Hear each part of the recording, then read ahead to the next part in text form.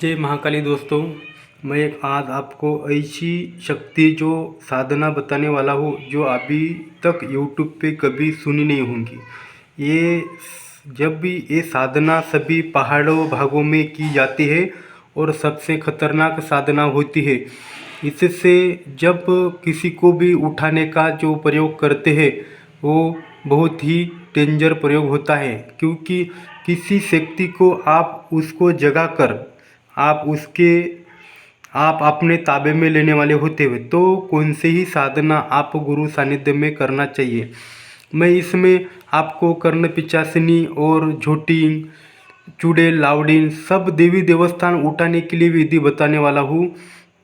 और ये ऐसी विधि है मुंजा कलवा, जो योगिनी, यक्षिनी, लक्ष्मी, ये सभी जो है, जो मातंगी, कर्ण पिचासिनी जो साधना है, ये सभी आपको मिलने वाली है। इसका आप ज़रूर उपयोग करें। ये गुरु सानिध्य में करना चाहिए। ये बिल्कुल तामसिक साधना है। ये साधना आप जब करते हो आपको बहुत ही ज़बरदस्त आपके पास घेरा होना चाहिए। जो भी घेरा होना चाहिए निरंकार का घेरा होना चाहिए। जो निरंकार, जो महादेव का घेरा होता है तो वो बंधन होना चाहिए। निरंकार का गुरु मंत्र होना चाहिए, तब आप इस साधना को कर सकते, अन्यथा भी कदापि न करें। क्योंकि ये साधना बोलने में इतनी अच्छी होती है, उतनी करने में बहुत ही डेंजर होती है। आपकी इस साधना में बहुत परीक्षा होती है। ये साधना जो कहीं पे भी नहीं हो सकती है, खाली करण जी के पेड़ के ऊपर ही साधना हो सकती है। आप उसके ऊपर आप कोई देव देवता भी सिद्ध कर सकते हैं, और कोई पिचासनी, यक्षिनी, डाकिनी, शाकिनी, चुड़ैल सभी इसके ऊपर सिद्ध कर सकते हैं। हर साधना अलग अलग होती है। आपको जो साधना चाहिए वो साधना अलग क्षेत्र की होंगी, क्योंकि जितने ये मंत्र में नाम आते हो वही सभी के साधन अलग अलग है। मैं आपको खाली एक ही साधना बताने वाला हूँ। किसी ने कमेंट की थी गुरुजी कर्ण मातंगी की साधना दीजिए, तो मैं खाली आपको एक ही साधना बताने वाला हूँ। इसमें तो ये मंत्र में इतनी साधना है, हर शक्ति को सिद्ध कर सकते हैं आप। 33 कोटि देवों को सिद्ध कर सकते हैं। आपको इसका जो प्रयोग है वो आपके पास जब रुकता है तब आपको संभालना बहुत ही मुश्किल होता है। इसलिए मैं कदापि नहीं बोलूँगा कि ये साधना करें, ये गुरु सानिध्य में करना चाहिए। किसी की मांग थी इसलिए मैं ये वीडियो बना रहा हूँ। ये कर्ण मातंगी की साधना बोली थी, तो मैं ये साधना जो कर्ण मातंगी की जो साधना है तो ये खाली आपकी जानकारी हेतु दे रहा हूँ। क्योंकि ये कर्ण मातंगी की साधना जो करण जी का पेड़ होता है इसी पेड़ के ऊपर होती है। बाकी तो ये कहाँ पे नहीं हो सकती, मैं तो ऐसा जानता नहीं हूँ, क्योंकि ये गुरु लिखित है। जो ही विधान मैं आपको देने वाला हूँ, क्योंकि ये जो गुरु परंपरा का जो लिखित रूप से जो विधान परफेक्ट लिखा वाला है वही विधान आप तक पहुँचाने वाला हूँ। किसी ने कमेंट की थी कि गुरुजी मातंगी साधना करना, मातंगी साधना जो करण जी का पेड़ होता है सुनसान जगह पे होना चाहिए, जंगल के भाग में होना चाहिए। जब अमावस गिरती है तब उस करंजी को आप उस पेड़ को लाल पीले चावल उसको डालकर अगरबत्ती लगाकर उसको आप पानी का घेरा नहीं देना है, दूध का घेरा देना है। जो गाय का कोरा दूध आता है बिना पानी डाले वाला, उस दूध से उसको 1 लीटर दूध से वो पेड़ को घेरा मारना है। उसको उस शक्ति को आह्वान करना है, हे शक्ति मातंगी माता, हे कर्ण मातंगी माता। उसी में सभी योगिनी, मातंगी की योगिनी, यक्षिनी सभी शक्तियाँ, सवासीन शक्तियाँ उसमें उस पेड़ में वास होता है। तो उसमें आप कौन सी शक्ति को जगा रहे उसको आमंत्रण देना है। आपको कर्ण मातंगी की साधना करनी है तो उसको बोलना है, हे मातंगी कर्ण मातंगी माता, मैं आपकी साधना करना चाहता हूँ, कृपया आप मेरे को सिद्धि प्रदान करें और शक्ति प्रदान करें। बस ऐसे बोलते ही आप उसको दूध का घेरा लगा देना है। ये साधना जो इसका लाभ ऐसा होता है, कर्ण मातंगी माता जो साधना होती है ये देवी स्वरूप में होती है, तो वो बहुत ही भयंकर शक्ति होती है, आपको कान में बता देती है। तो इसका साइड इफेक्ट्स भी बहुत होता है। तो आपको ये 24 घंटा अलर्ट काम, 24 घंटा आपके साथ में रहती है, उसको 24 ही घंटा काम देना पड़ता है। वो ऐसी शक्ति है, ये शक्ति बहुत उग्र शक्ति होती है। वो बाकी के विधान तो मालूम नहीं, जो लिखित रूप से विधान है, जो गुरु परंपरा का विधान है, वही विधान मैं आपको देने वाला। ये पलक झपकते ही कौन सा काम करने में सक्षम होती मैं, षटकर्म में सक्षम होती मैं। ये वार्ताहर जैसी करती है जैसे आपके पास टीवी चालू हो, बस किधर का किस भी पूछ लिया आपने तो सेकंडों में बता देती है। ऐसी ये साधना है। आप कितनी भी दूर से आप उसको पूछ ले, समझो व्यक्ति का क्या है क्या नहीं सभी बता देने वाली साधना है। आपके मोबाइल जैसा चलता है वैसे ये साधना चलती है। ये शवासन में साधना आती है। जो इसका जो पहले गुरु परंपरा में बहुत उपयोग होता था, अभी तो ये लुप्त हो गई सभी साधना। सभी इसका कोई प्रचार भी करता नहीं है और कोई किसी को बताता भी नहीं है। और ये सभी काम में सफल होती है, जो भूत भविष्य वर्तमान में सफल होती है। इसका काम होता है कौन सा भी काम पलक झपकते करने में मारण मोहन उच्चाटन। जब कोई भी वस्तु इधर की उधर भी कर सकती है, जागृत रूपी शक्ति है, उसको घन रूपी बोला जाता है।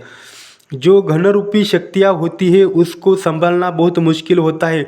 आप शिद्दत कर लोगे फिर उसको रखने का उसका अलग अलग विधान होता है। मैं बाकी विधान तो नहीं बोलूँगा, मैंने जिसकी मांग की है उसी के बारे में बोलूँगा। वो कर्ण मातंगी देवी की साधना आप करण जी की पेड़ के ऊपर करिए, आपका 100% लाभ हो जाएगा और आप इस साधना को संपन्न कर पाएंगे। ये खाली 21 दिन की साधना है। आपको जो मंत्र मैं अभी देने वाला हूँ, आज आप रोज़ अमावस्या के दिन से आप रोज़ उस पेड़ के पास जाकर 2 अगरबत्ती लगाकर, आपको नहीं तो आपके शरीर पे कोई बंधन रखना है न तो घेरा रखना है।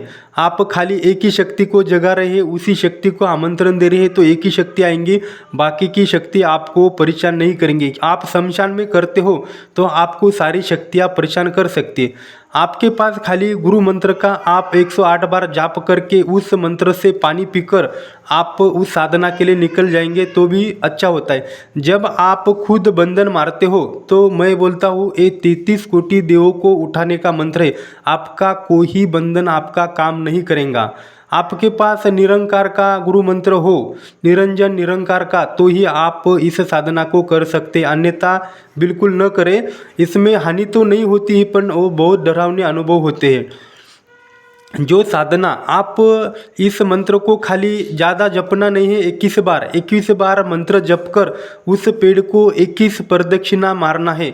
जब आप 21 प्रदक्षिणा मारते हो, ऐसा आपको रेगुलर एक ही टाइम पे 21 दिन करना है, तब जाके उस पेड़ से एक ऐसी शक्ति निकलती है, उसका शरीर पूरा नीलवर्ण होता है। आपको जब आएंगी तो नागिन जैसी दिखती है, तो आपको उसको डरना नहीं चाहिए क्योंकि वो पेड़ को लिपट कर रहती है। उसका वास ही करंजी के पेड़ में है, उसका पेड़ ही बोला जाता है।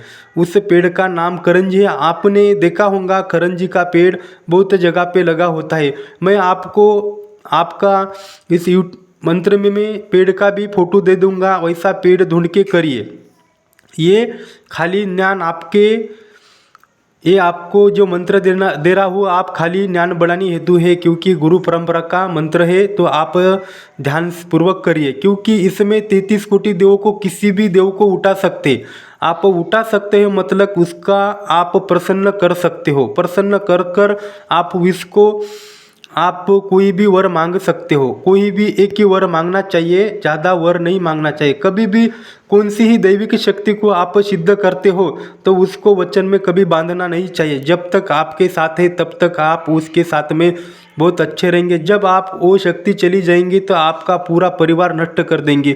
चाल दैविक हो या तामसिक हो या कौन सी मसानी शक्ति हो, कौन सा ही आपको बराबर उसका ध्यान प्रयोग करना चाहिए। आप जब वरदान मांगते हो तब आपको इसकी कोई हानि नहीं होती, क्योंकि आप उस शक्ति को प्रसन्न कर रहे हो और प्रसन्न करके और उसको आप मांग कर रहे हो तो वो दिल खोल के आपको कोई भी वरदान दे देती है।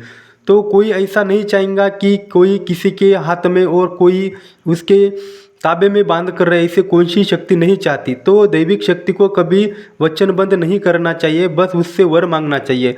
ये मैं ऐसा लिखित रूप से है गुरु परंपरा का तो ही मैं बोल रहा हूँ, मेरे मन से बिल्कुल नहीं बोल रहा हूँ। क्योंकि ये सभी पहाड़ी ज्ञान है, जो जंगलों के भागों में ऐसा ज्ञान मिलता है। जो जंगलों के ठिकाने पहले जो गुरु परंपरा के लोग थे वही ऐसे साधना को संपन्न करके अभी है ही नहीं, क्योंकि ये सभी साधनाएं उनकी लिखी गई साधनाएं हैं। इसका आप ज़रूर अच्छा उपयोग करें, किसी भले के लिए उपयोग करें, भूत भविष्य वर्तमान के लिए इसका उपयोग करें। ऐसा कभी नहीं करना चाहिए किसी ने, दैविक शक्ति ने आपको वरदान दे दिया है, सट्टा लॉटरी ऐसे किसी बारे में आपको नहीं करना चाहिए, क्योंकि ये शक्ति आपको वरदान देने के बाद आपको ऐसे ही कुछ भी कम नहीं गिरेगा, क्योंकि आपके साथ दैविक शक्ति चलने लगती है। तो आपको बिल्कुल ही डरने की ज़रूरत नहीं है, क्योंकि ये वीडियो ज़्यादा लंबा हो जाएगा, क्योंकि इसलिए मैं अभी परफेक्ट जानकारी देने वाला हूँ। ये मंत्र थोड़ा बड़ा होता है, उसमें 33 कोटि देवों को जागरूक करना पड़ता है, तब जाके वो शक्ति हासिल होती है।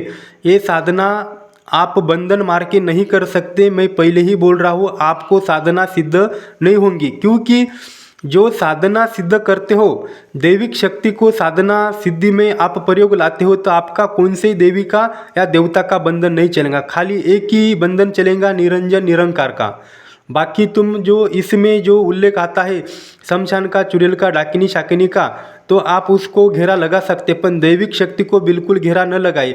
बस निरंकार का गुरु मंत्र जप कर कर, आपका खुद का गुरु हो उसका मंत्र जप कर कर आप साधना के लिए चले जाइए, आपका 100% काम होगा और आपको ये वर देंगे, ज़रूर देंगे। आपको ऐसा वर मांगना चाहिए कि आपके साथ जो शक्ति खड़ी है उस शक्ति को आप खाली आप एक ही उसको वर मांग सकते, उसको बोलना चाहिए, हे देवी मैं आज आपको वरदान मांगता हूँ, आपको मैंने जो मांगा वरदान आपको देना पड़ेगा।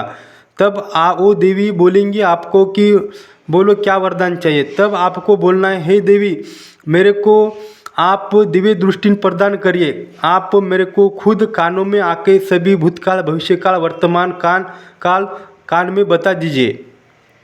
तो आपको वरदान देने के बाद आपको भूतकाल भविष्यकाल वर्तमान काल सभी आपको जानकारी देंगे। बाकी आप किसी के दूसरे काम के लिए वचन में न बांधें तो अच्छा है, खाली एक ही काम के लिए बांधें।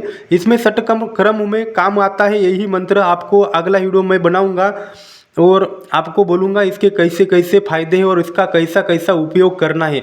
तो खाली एक ही वीडियो पे मैं अभी पूरे बोलूँगा। जब आप साधना सिद्ध करते हो तब आपके वो शक्ति, वो स्वयं शक्ति कान में आके बैठेंगी और आपको सभी बता देंगी। ये परीक्षित मंत्र है, जो इसमें वो जो कर्ण पिशाचिनी साधना होती है और डाकिनी चुड़ैल साधना भी होती है, वो भी आपको सभी बता देती है, और ये कर्ण मातंगी भी आपको सभी बता देती है। जब ये साधना जो कर्ण मातंगी साधना होती है, दैविक साधना होती है, जो कर्ण पिशाचिनी साधना होती है तामसिक साधना में आती है, ये वो बुरी होती है, ये बुरी नहीं होती है, इसका कोई साइड इफेक्ट्स नहीं है। पर इसको आपको जब वो शक्ति आपसे वचन लेती है तो आपको कोई साल, कितने साल आपको वचन लेना है उतने साल आप वो रह सकती है, बाकी तो वो रहेंगी नहीं, क्योंकि ये जो शक्तियाँ होती है दैविक शक्तियाँ होती है ज़्यादा दिनों तक नहीं रहती, क्योंकि जब तक तुम खुद इसका सानिध्य करते हो, उसकी जो विधियाँ पुराते हो जमाते हो, तब तक उसके साथ में रहेंगी, बाकी तो वो खुद ही निकल जाएंगी। क्योंकि ये साधना वचनबद्ध होती नहीं है, क्योंकि ये सिद्ध होकर आपको दर्शन देने के बाद आपको वर देती है। बस बाकी बोलते होंगे कोई इसकी साधना वचन देती है, ये शक्ति वचन देती है, बिल्कुल झूठ बात है, ऐसा कभी होता नहीं है। दैविक शक्ति कभी जिंदगी में वचन देती नहीं है, वर दे सकती है। जो बाकी बोलते हैं, मैं किसी के बारे में तो नहीं बोलूँगा कि खाली ये जो गुरुपरम का जो हिसाब है वही हिसाब से बोलूँगा। कौन सी ही बड़ी दैविक शक्ति आपके वचन में बंधेंगी नहीं, ये ध्यान से सुनना चाहिए, क्योंकि इतनी बड़ी शक्ति आपके इसमें क्यों रहेंगी। तुम जब तक जीवन है तब तक तुम एक ही जैसे रहोगे, क्या गारंटी इसकी, वैसे होता नहीं है। बस वर मिलता है, बस उसी से खुश रहो। तो ये पूरा जितना वीडियो मैंने बनाया है, जितना है खाली ये जानकारी हेतु वीडियो बनाया है। आपको अच्छा लगे तो करो, अन्यथा न करो। जिसके पास निरंकार का मंत्र हो और उसकी आपने दीक्षा ली हो तो आप करें, आपका 100% काम हुआ। ये 100% सफल होने वाली साधना है। इसमें डायरेक्ट उल्लेख किया है, ये गुरु परंपरा का जो उल्लेख किया है, ये सिद्ध साधना 21 दिनों के अंदर ही होती है। ये 11 दिनों के बाद ही आपको उसका रंग दिखाना चालू करती है, क्योंकि जागरूक साधना है। तो जो साधना आपको इसमें मंत्र में जितना उल्लेख किया है वही साधना, सब साधना अलग अलग होती है।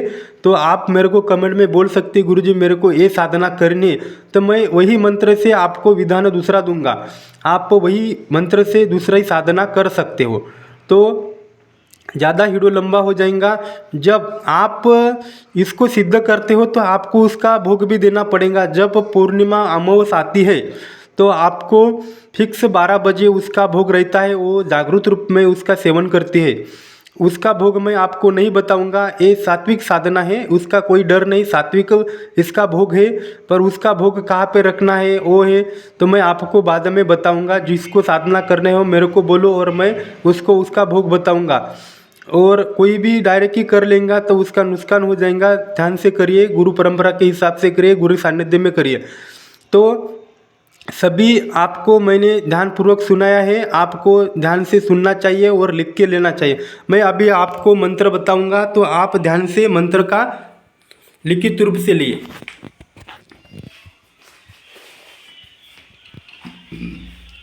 मंत्र ऐसा है, पूरे देवता को जागृत करने का मंत्र है। जरी उठ, मरी उठ, मेस्काई उठ, मसाई उठ, हनुमान उठ, सती उठ, 64 जोगुनी उठ, सवासिनी उठ, बाळातीन उठ, तारा उठ, मातंगी उठ, कर्ण पिचासिनी उठ, मसन उठ, मसनातली अवघड योगिनी उठ, बीर उठ, बीराची काया उठ, मुंजा उठ, मुंजाची टोपी उठ, कलबा उठ, कल्याची 63 अर्धंगनी उठ, रुईवरची लक्ष्मी उठ, पळसावरची झोटिंग उठ, इस सबको कौन उठावे, निरंकार महादेव उठावे, न उठावे तो मंगला आई उठाए, 33 कोटी देवस्थान उठावे, छू बाचा पूरी छू। ये पूरा लिखित मंत्र है, मैं आपको लिखित मंत्र दिखाऊंगा। आप इस मंत्र को लिखकर आप स्क्रीनशॉट लेकर आप इसका प्रयोग करें। जब इतने में जितने इसके जो उल्लेख है सभी के साधना सिद्धि अलग अलग है। ये साधना आपको करंजी के पेड़ के ऊपर ही करना चाहिए, ध्यान रखिए। जय महाकाली। दोस्तों आपको कुछ समझ में नहीं आया होगा तो आप मेरे को ज़रूर बताएं।